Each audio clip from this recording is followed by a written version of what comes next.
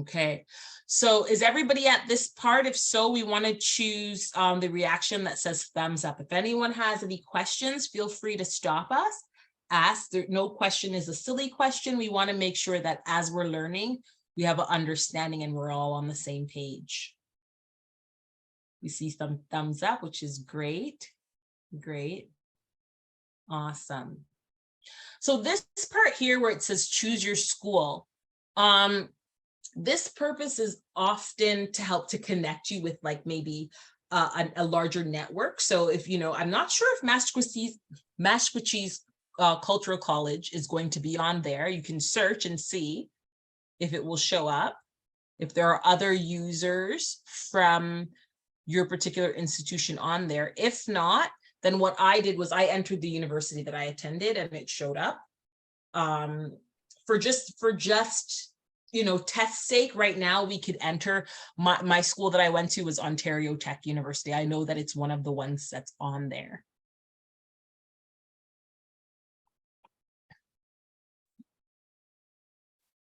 You could enter, yeah, see if your school that you attended is on there. When students join, it doesn't ask you that option. If you're a student trying to utilize this for particular purposes. But when you're an educator, it will ask. I tried Pinot as well. It's not on there. Yeah. So let's just, if you search Ontario Tech, it should pop up. And there are ways that you can find out because EdPuzzle does have different price points. There's a free option, which is the one that we're using. Then there's another one. We'll go over pricing in a moment, but there are different ways to get your school on the platform. So for just the test account sake, we're going to add Ontario Tech University Campus, the first one. And then click continue. Perfect.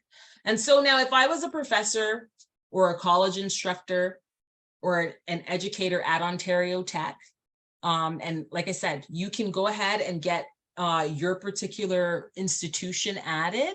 If you are, you know, at a different institution, you're not at Maskwacis, you can search and see if it's on there. Hopefully it will be, but if it's not, there are ways that you can get it added, which we'll talk about subsequently.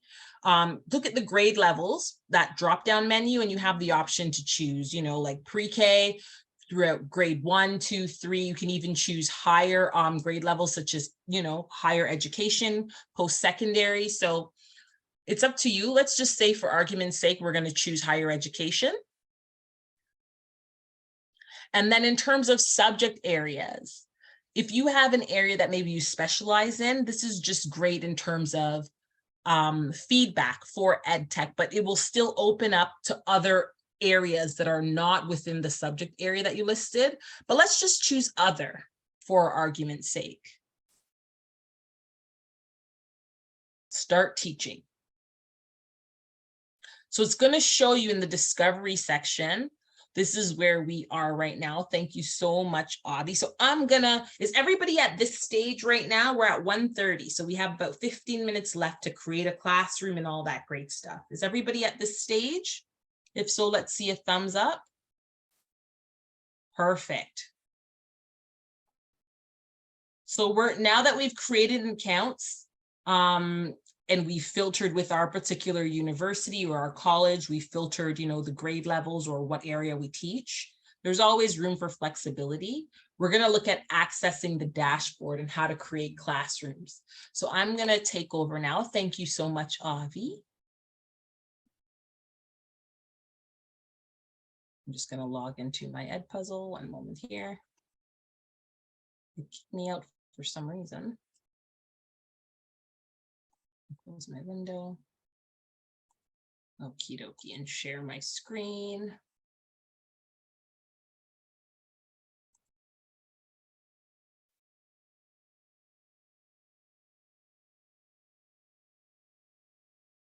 Let's see if you can see my screen. Can you see my screen, everyone? I think it's loading. Oh, yes. Perfect.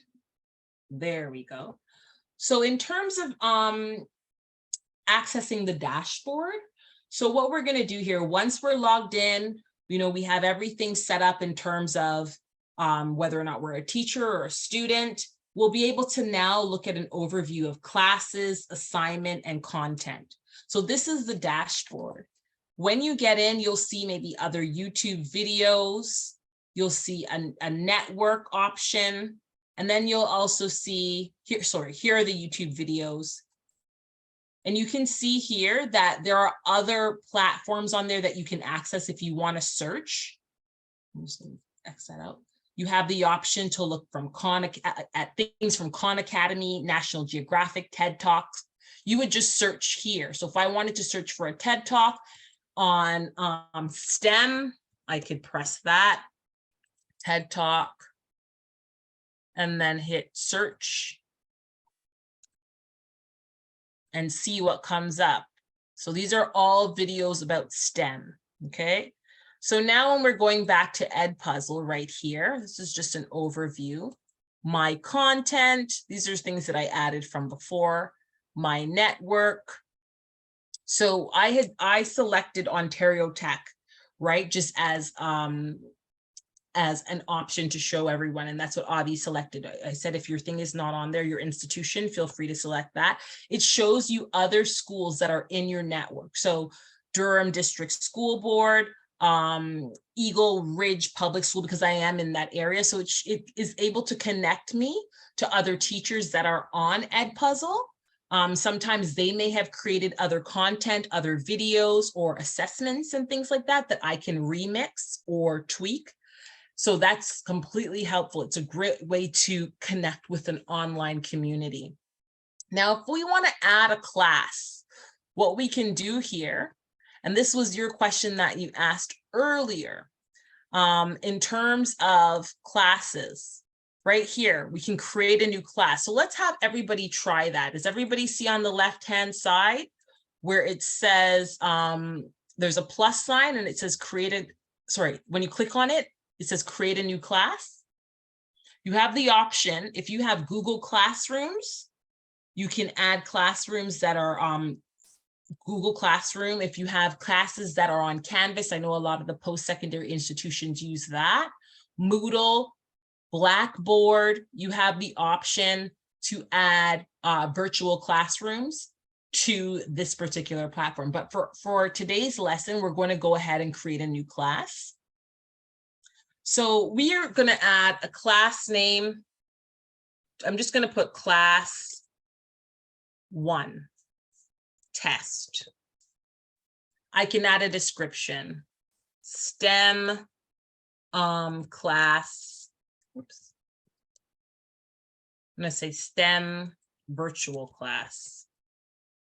Okay, the grade level, I can change the grade level here. Maybe I want to change the classes of pre-K.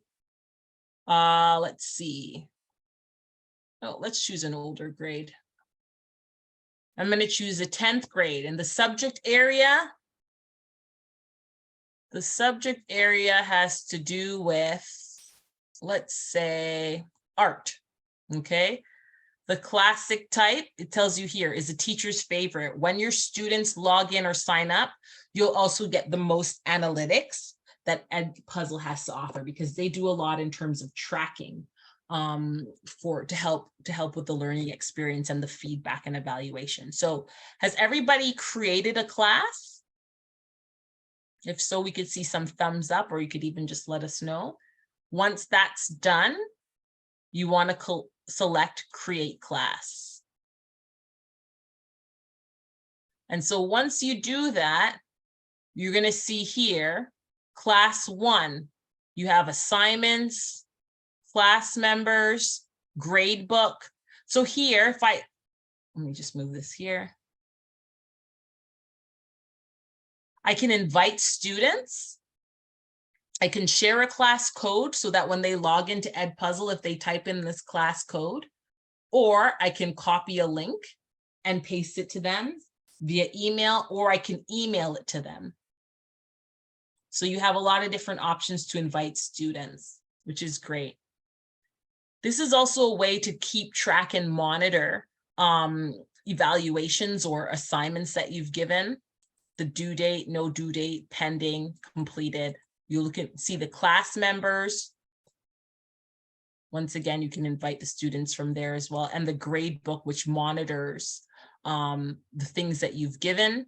And then you can also download the grade. So for example, if I create an assessment, an online assessment, I can track it and download it here, which I'll show you how to do momentarily. But headed back now, we haven't added anything, as we know, to the particular classroom. So if we want to go to add content, we can discover video content. This brings us back here to YouTube, right? Community, my network. So you can search here for different things. Let's say I go to, this is going to show me other people in my community, my area. If I see a number on the bottom, that means that, okay, let's see here. Here's a video on DNA, chromosomes, genes, and traits. This particular creator, Carrie De La Cruz, she has created a video that has 9 multiple choice questions attached to it. Okay, and so when the students play the video,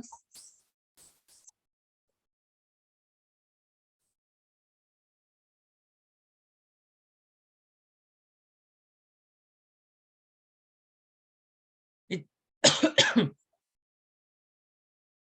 tells me at the top, this video has a handout, but there are a lot of multiple choice questions, 9 to be exact, related to this particular video.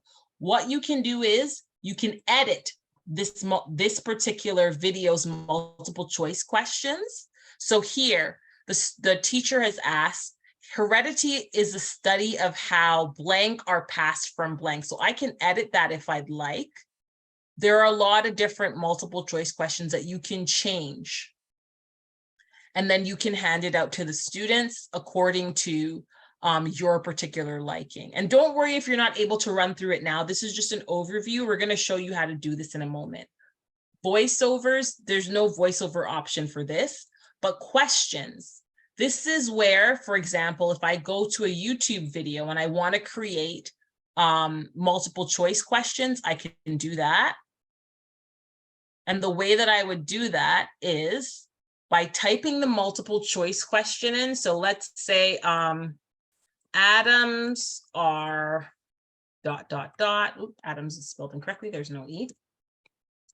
And then I would type my choice here. Let's say I'm saying this is the answer. If this is the incorrect answer, I'm going to leave as an X. If it is the correct answer, I'm going to choose the check mark. You have the option, if you don't want to do multiple choice, you can do an open-ended question, type your open-ended question, and you save it. So basically what happens is if I click finish here, it now shows my name, Sharice Richards, as the creator of this particular video. And I've created question. I've added my open-ended question to those multiple choice questions, and I can share this with my students. So if I want to share this, I can copy the link, send it to them via email or whatnot. But if I go back to the classroom,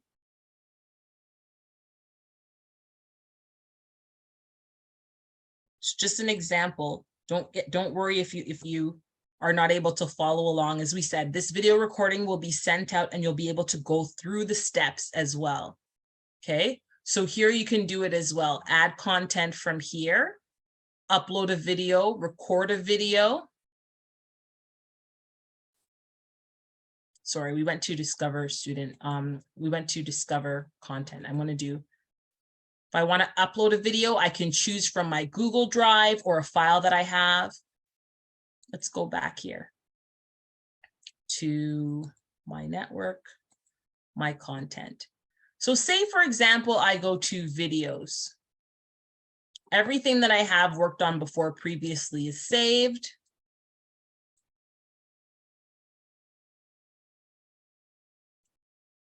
Never choose this here. It's going to take you right out of the browser or out of the platform, pardon me.